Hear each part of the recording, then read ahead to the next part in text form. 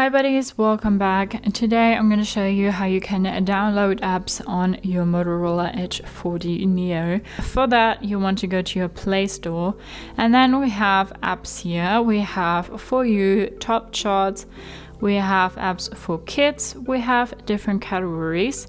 Then we also have games. We have again games suggested for us.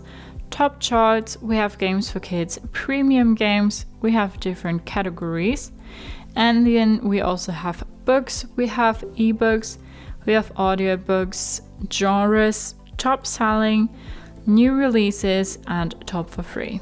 In any of those categories, so books, apps, and also games, we have the search bar, and here we can type in the name of an app that we would like to download.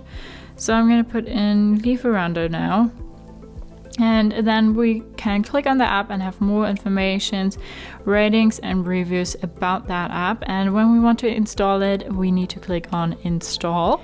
So we can now open it through the button here or uninstall it. We will go back and then Lieferando pops up on our home screen.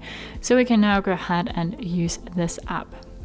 So that's how you can download apps on your Motorola Edge 40 Neo. Hope you liked it, hope it helped. If so, thumbs up, share and subscribe, and I hope to see you next time. Bye.